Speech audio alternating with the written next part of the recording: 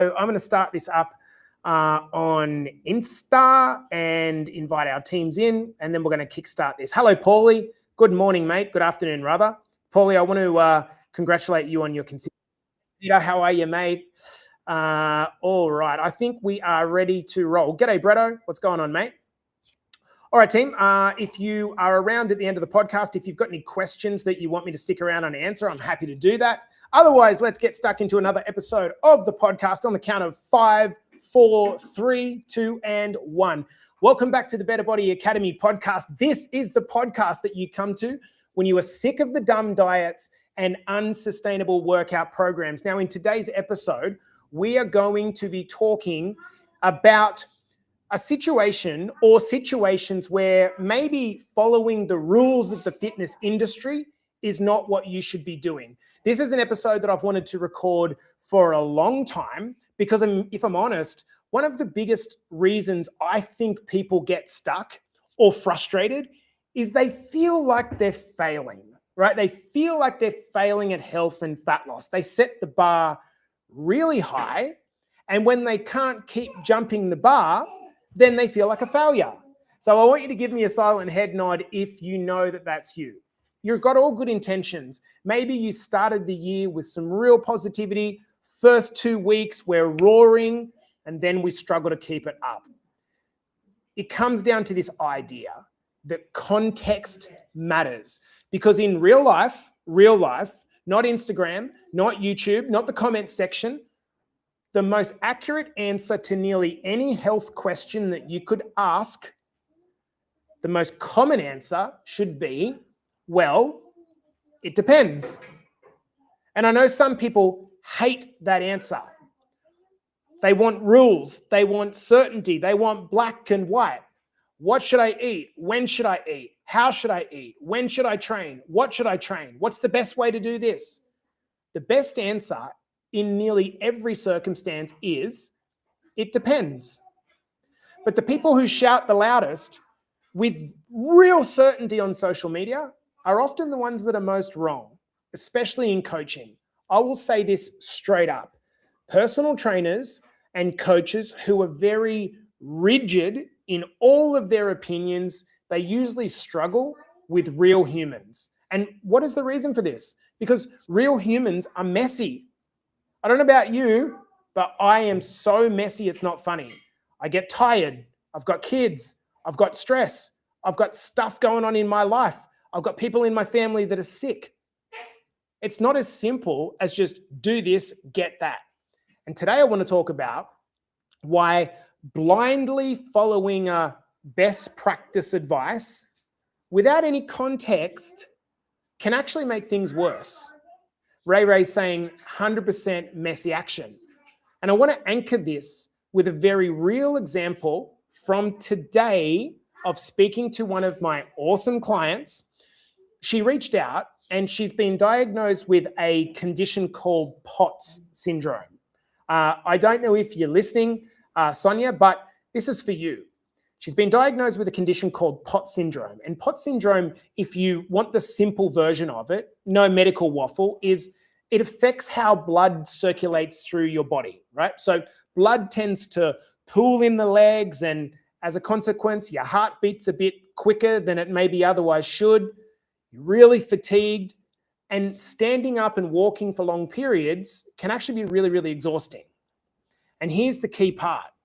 In her case, the fatigue that she's getting, the tiredness that she's constantly feeling, it's not a motivational issue. It's a real thing. Now let's look at this through the lens of like typical internet advice.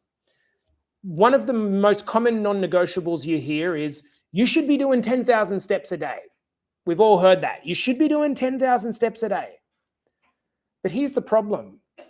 10,000 steps for her with her condition, it drains her. It worsens her symptoms.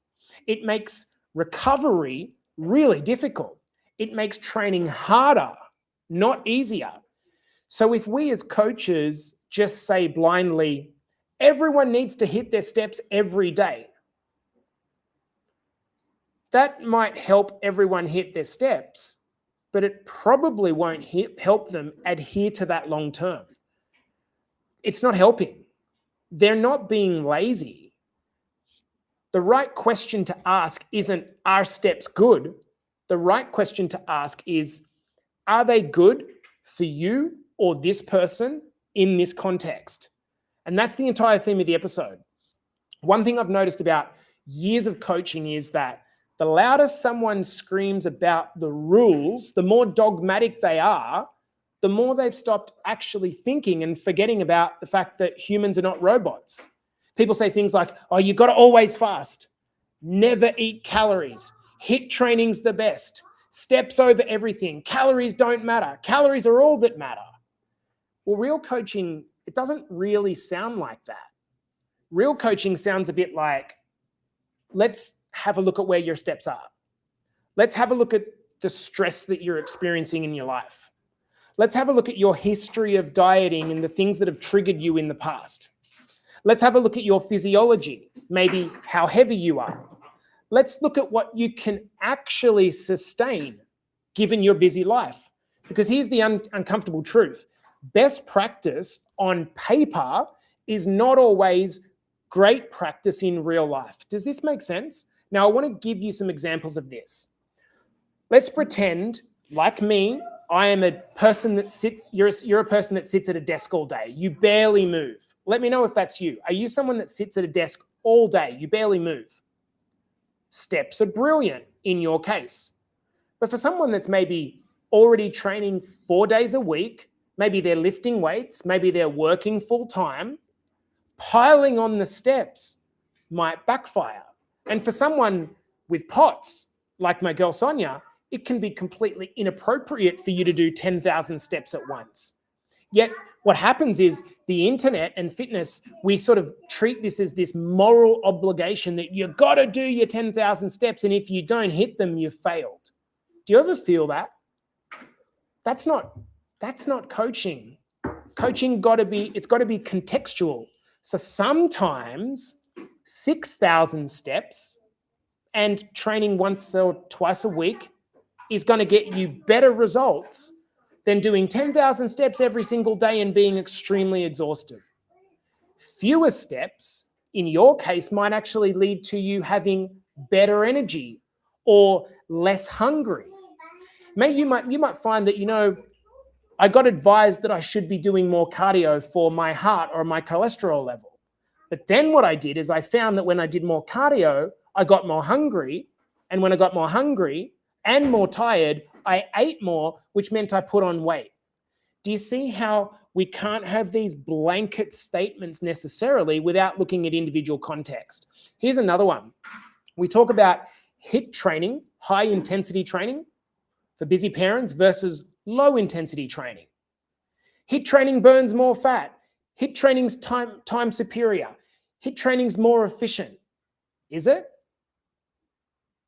Maybe if you're a 22-year-old university student with unlimited amounts of time to recover, maybe it might be more superior. But if you're a busy parent that's running on 5 hours of sleep a night, HIIT training is going to be a massive stress to your body. And for people with hormonal conditions or chronic fatigue, or people that are carrying a lot of weight, HIIT training can be an absolute disaster. It can lead to injury and then making everything else worse. I've seen more people stall in fat loss because of being too intense about it. They think that the harder they go, the better it is for them. Sometimes the smartest move is to slow down. It's to back out. It's to smash yourself less and focus more on being consistent at a lower level.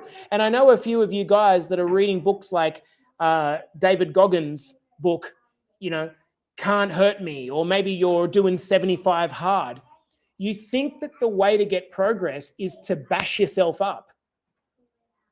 I've done this, and what I can tell you is that just bashing yourself up is not the answer. Let's poke the bear a little bit. Let's talk about fasting. For some people, fasting is a game changer.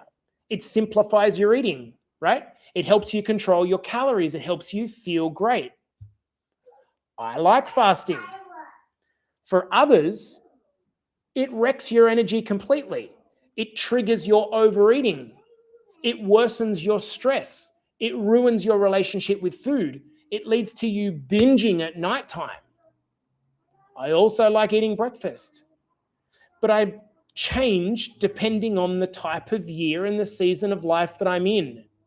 Now, if we layer in things like poor sleep, high cortisol levels, medical conditions, parenting schedules, all this type of stuff, all of a sudden, it's not this either thing, which is going to cause you a whole bunch of extra stress and cause you to fall off.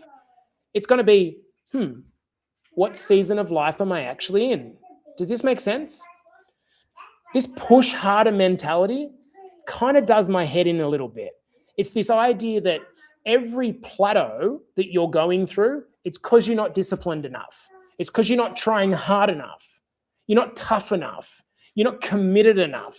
You're not hungry enough. You need to work harder. Sometimes the solution isn't more effort. It's not more effort. Sometimes it's less volume, more sleep, fewer expectations, lowering the bar, better planning, and smarter boundaries, learning to say no to some things. Does this make sense?